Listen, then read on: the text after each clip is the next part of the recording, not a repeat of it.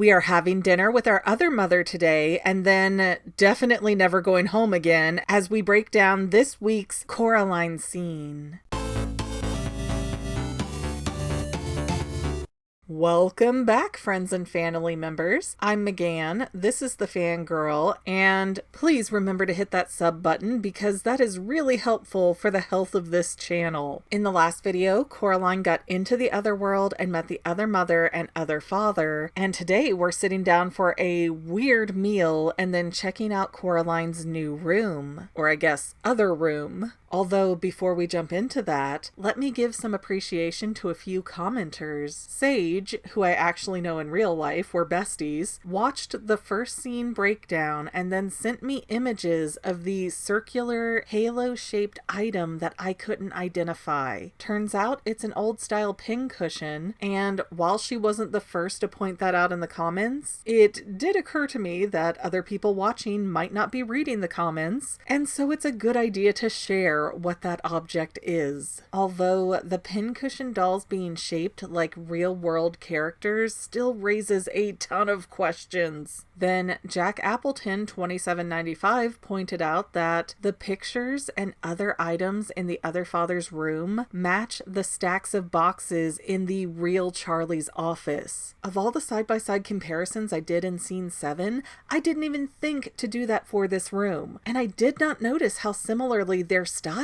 Again, this is all done to try and make Coraline feel subconsciously comfortable with all of these minute details. This film is psychological AF. So thanks guys, I love you and I love this movie. Okay, let's jump into today's scene. So that turkey that the other mother was cooking is now hot and ready. You can see the steam coming off of that bird. And again, just amazingly well-crafted animation. This steam is a tiny detail that contributes nothing to the story, but Leica stopped to add that detail in for pure artistry reasons. And as the turkey is set down in front of Coraline, who is at the head of the table and thereby the most important person at the meal, she looks almost confused here, as if she's not quite sure whether to believe that there's actually all of this food in front of her. But, as is the recurring theme in the other world, before Coraline has time to process and ask any questions, the other father clears his throat and starts saying this strange blessing poem over the meal. And both of the other parents make a praying stance with their hands, and Coraline's eyes check that, yes, both of them are doing that before she joins in. So presumably, Coraline's parents don't say grace very often because the action of doing this seems very foreign to Coraline. And that lines up with the popular ideology of the 2009 era where people who prayed before a meal were often seen as being better people. You know, they were automatically these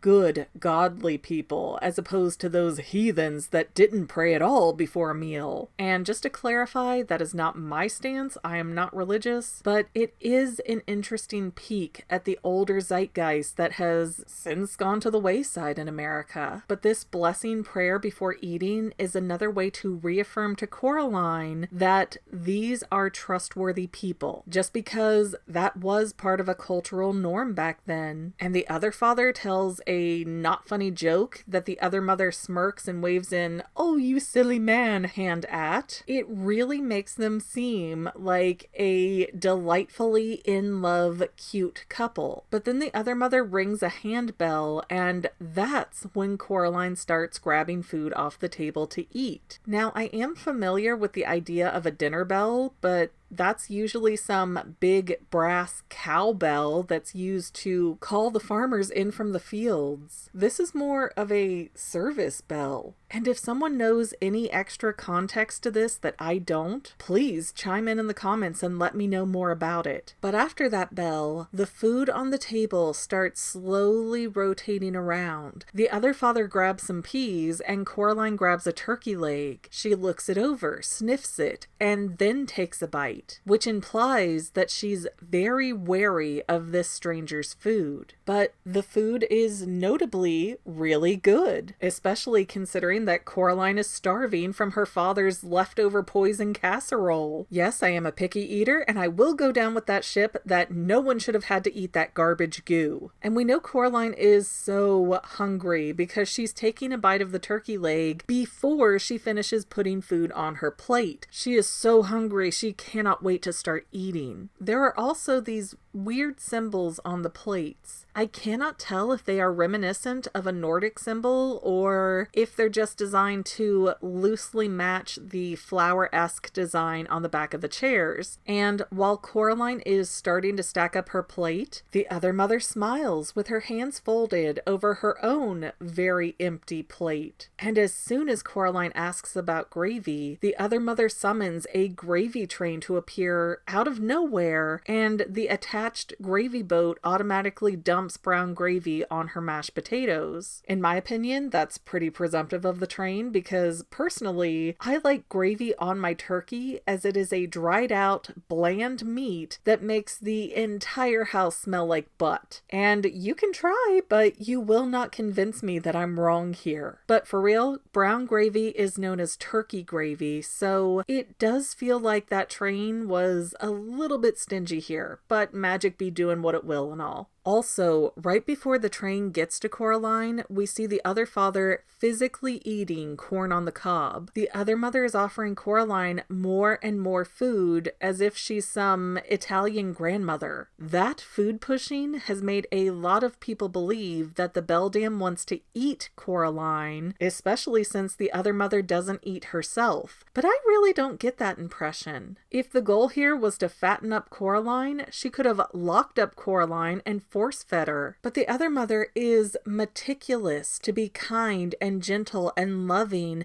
and give Coraline exactly what she's missing from home. And I still think that's because this creature consumes love, not physical food. To the contrary, though, we see the other father chewing and swallowing food across this scene. So it's very odd that we know with foresight that the other father is a plant. And so in this moment, he's a bit of a cannibal. But why is the other mother making these puppet people that need to eat when she herself doesn't need to eat? Does eating further power the other father to move on his own? Because I don't get it. He's a creation. He's a tool. He's a puppet. He is not a being that needs to eat. Coraline then mentions that she's thirsty, and while the other mother perkily starts to fulfill that need, we get this phenomenally composed shot where the other mother and other father are at opposite ends of the table, and adjacent to both of them are these mounted skulls with giant horns, along with a painting of what appears to be a side of the Pink Palace at night. It's a very dark image with the windows lit up, almost suggesting to Coraline in this very subtle way that, hey, you're safe inside the house, but outside is dark and scary. And then there are these 3 candles in the middle of the table. This composure has this demonic sacrifice kind of feeling to it. And even these small images on the wall are very bizarre. Everything in this room has a shadow over it. So on the left side, there's a silhouette of a woman with a kind of bouncy 60s, 70s hairstyle. And on the right side, it looks like 3 or 4 people are standing together. But there's no faces, there's no details. And as the Beldam magically summons down the drink chandelier, the drinkalier that would make millions being sold to frat houses, Coraline's bizarre request for a mango milkshake is instantly available. And that chandelier was coming down before she made a request. I'm not sure what to think of that, because later Coraline will tell her real mother that she's still full, so obviously this meal actually happened and had to include edible food, which we can also infer is true because the Beldam uses cheese from the mice later. So the Beldam really does know how to cook with real ingredients. However, Coraline has barely eaten since getting the button-eyed doll. So how would the other mother have been able to prep for that specific of a request? I know we can hand-wavy him a lot of this to her magic powers, but I don't like not having a good answer for whether or not the food has ever been real in the other world. Because if you remember your mythology lessons, eating 6 pomegranate seeds while in the underworld got Persephone stuck down there for 6 months of the year. And I have always felt that there was some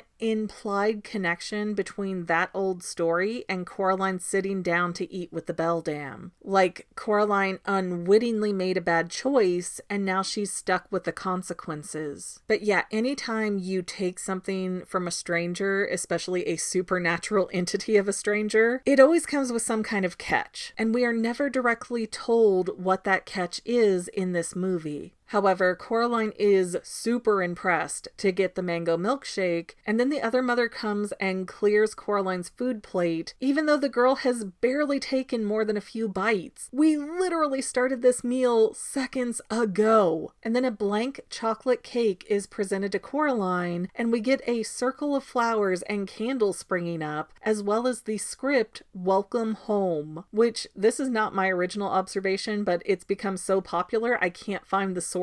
But apparently, if you study handwriting, a single loop at the top of a cursive O means that the writer is telling the truth. And a double loop at the top of an O means there is deception or a lie. And when looking at the cake, it means that Coraline is welcome in the other world, but she's not home. She's being misled. The touches in this movie are insane. And this wording on the cake gives Coraline pause. She backs up and asks home to get further elaboration. As the phrase goes, this is a nice place to visit, but I wouldn't want to live here. The camera angle changes to look at the Beldam, and the other father walks over to her chair as they hold hands and smile. They look like some amazing adoptive couple right now. So finally, things have gotten strange enough that Coraline is putting her guard back up. She's like, "You've been waiting for me specifically? I didn't even know I had another mother." And somehow, despite having taken other children before, the Beldam is not at all prepared to answer any kind of in-depth question about herself. So she's just going, "Oh yeah, everybody has an other mother, didn't you know?"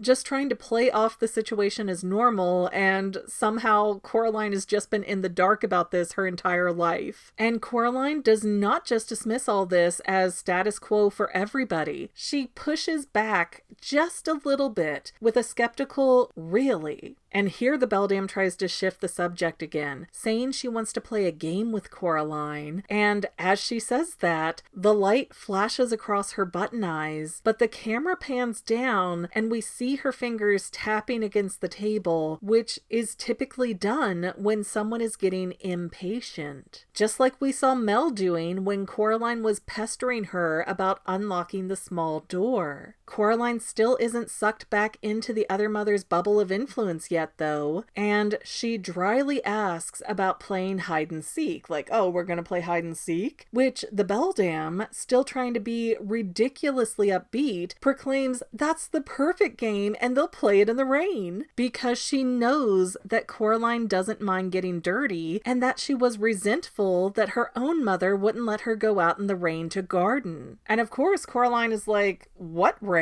And on demand, rain starts pouring and a lightning strike hits that's in the shape of a jagged claw, just like the one from the intro. Still though, Coraline has her eyebrows tensed and she's staring the other parents down, asking about the mud. And the other father exclaims how they love mud in the other world, and the other mother delights over mentioning mud facials, mud baths, mud pies, and that mud is great for poison oak, which causes Coraline to jerk back and ask how she knew about Coraline's hand. But honey, that's the part that trips you up? Your very visible hand rash? Just because your parents don't pay attention to you doesn't mean that that thing is hidden. It is extremely prominent. But this triggers Coraline's limit for tolerating the unnatural, and she says she'd love to play, but she's tired and she should go home to her mother. The kidnapper vibes from the other parents have finally risen high enough that the gift of food and joy is no longer worth gambling on her own safety. The Beldam politely protests against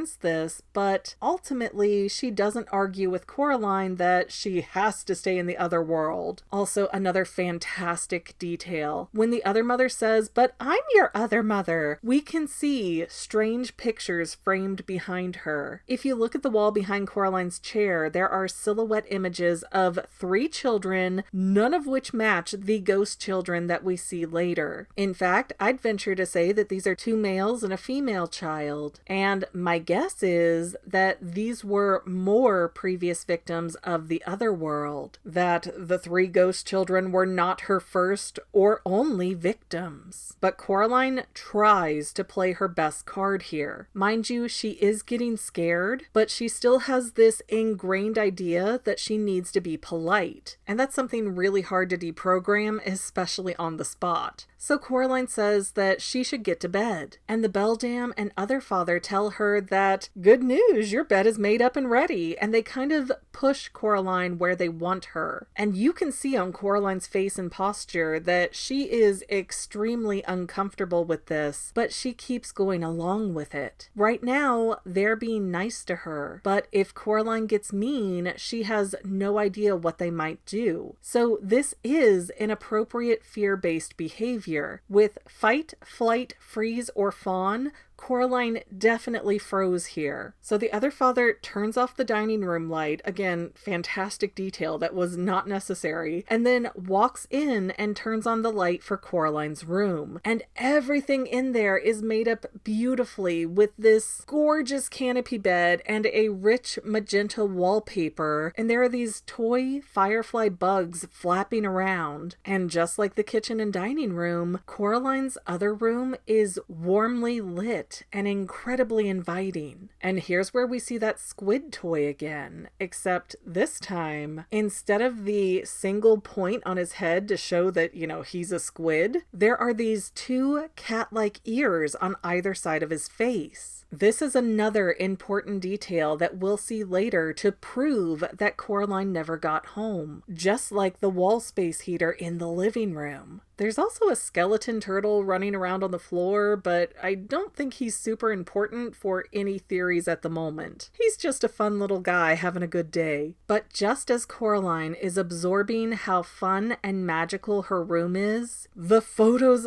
photo of her friends start talking, and they say some nonsense Michigany things like loper and swampers, but the photo otherwise looks normal and the kids in the picture don't have button eyes. And that talking photo is what really sucks Coraline in. It is the liveliest and happiest we will ever see her in this movie. And so Coraline forgets everything strange and starts talking to her friends, asking if they're still coming this summer. And the friends tell her, "We're already here," which is a really strange statement because no, they're not. And it's even weirder to me that the Beldam makes a copy of Wybie later instead of one of those kids in this picture. But maybe that's because Coraline knows her friends, she knows their mannerisms, she would notice if they were off. However, Coraline does not know Wybie enough to know whether or not he is acting perfectly on brand. Anyways, as soon as Coraline looks up from the picture, the other mother is sitting in the chair by Coraline's bed with a jar of mud that she smears across Coraline's poison oak rash. And the mud seems to make Coraline tired all of a sudden, so maybe it has a deep sleeping magic power mixed into it? Although it's also possible that Coraline has been so overwhelmed tonight that when she felt safe around her friends in the picture, her system just crashed all of a sudden and she fell asleep. Debate what you think the answer is in the comments, but as a parent and somebody who's a little bit of a clean freak, Coraline having mud all over her hand sand and then going to bed with nothing covering the mud. Just like, it makes me crazy. My OCD can't stand it. Anyways, Coraline lays down, hugging the picture of her friends. The Beldam tucks her in. The other father turns off the light, and the other parents say, "See you soon," in unison, while the other room fades back into the real world room, and the other mother herself transitions into the button-eyed Coraline doll. For me, this scene has always been my confirmation that Coraline never went home, because she doesn't go through the tunnel to get home, she just teleports, which never happens again in this movie. And we know that the Beldam can make the other world look like anything she wants, so it would be really easy for her to morph the other world to look identical to the real world. Again, Coraline hasn't lived in the Pink Palace long enough to know all of the cracks and nooks and crannies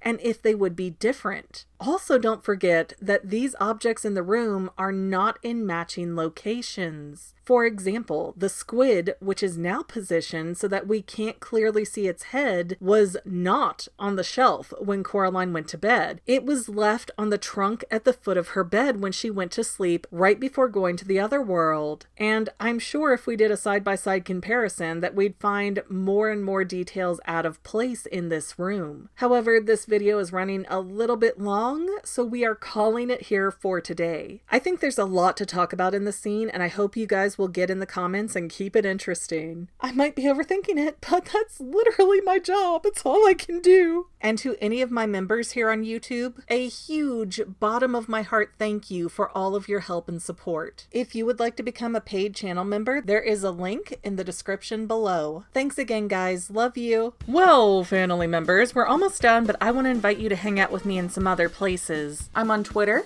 and Instagram as my own personal self, and I have a Facebook page too, but I mostly just post photos over there. And sometimes people say, "Hey McGann, I want to mail you something. How do I do that?" Easy. Just click the About tab on my channel page, and my most current P.O. Box info will be right there. I also run another channel, The Family. It's really a hodgepodge channel where we might post anything. Oh yeah, and I also sell shirts and stickers and stuff with the Family and the Fangirl logos. If that is your cup of tea, I have a link in every description of every video. Finally, if you want to help out the Fangirl channel and make sure I'm putting out video essays for years to come, the best way you can help is by subscribing and watching more of my videos, whether they're new, old, whatever. Maybe even share one or two on social media, help spread the word. People who watch to the end of videos like you helps to tell the site, "Hey, this is a good video, we should recommend it to other people." So if you made it this far, leave me a comment of something like, "Hey, I made it to the end. Love ya.